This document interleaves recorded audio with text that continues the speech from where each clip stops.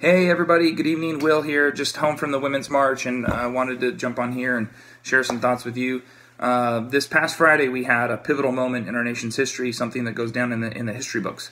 The failure of leadership in Washington has led to the first ever shutdown of a government that's completely controlled by a single party. While our nation's representatives, many of whom were hard at work to try and get a deal to keep the government running, the Texas 26 representative, Michael Burgess, was too busy to address his constituents. What was he busy with? What urgent matter took him away from his job of representing the families of North Texas? He was busy sharing videos of conspiracy theories about President Obama. I'm not joking. I mean, I guess old habits die hard. This is the man who spent the last 8 years doing the same thing as a member of the opposition party, so I guess he's having a hard time quitting that habit. Well, since Michael Burgess is too busy, let me fill you in with what's going on in Washington. I'll break it down for you. The Senate Republicans need 60 votes to pass a budget. This means they needed to reach an agreement with enough Democrats to fund our federal government and prevent a government shutdown. Well, why won't the Senate Democrats agree to the Republican plan? Simple answer. Because we refuse to break our promise to the 800,000 Dreamers. These are law-abiding new Americans who are raised in this country and hope to continue their lives here through DACA. We demand that America honors its agreement with them. And it's as simple as that. A child should not have to bear the burden of their parents' decisions to immigrate while the child was a minor.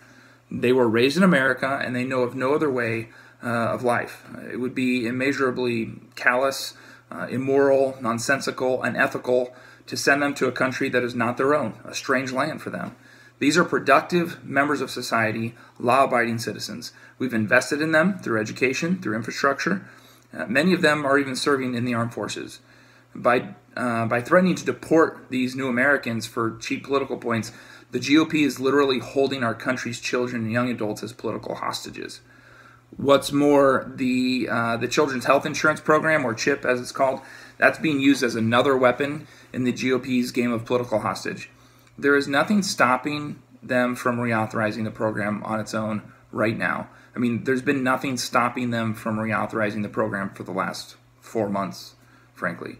The program, CHIP, it's not just a cost-effective way to protect children from suffering. It actually saves the government money. So, I mean, this is a program that prevents needless pain and suffering, and it's fiscally responsible. What more could you want? So why haven't the GOP reauthorized it?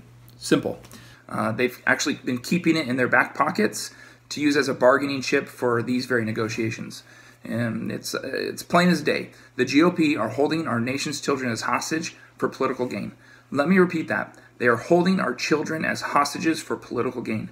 I'm a parent myself, and when I was working my way through law school, Marley, my youngest, got sick. She was on CHIP.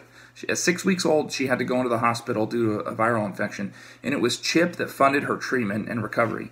I know how much stress and suffering it alleviates to have that protection and that health insurance, and it helps families like mine and yours to achieve the American dream. To those families who rely on having stable and affordable health care, you have my promise that I will fight for your children. To the dreamers, whose conversations over the last several months have helped me come to better understand the fear, uncertainty, and anxiety that their families face, you have my word that I will do whatever it takes without compromise to keep you safe.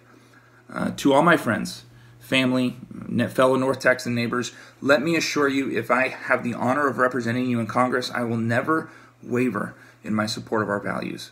As your neighbor, the fight for my family will be the fight for your family. Thank you, and good night.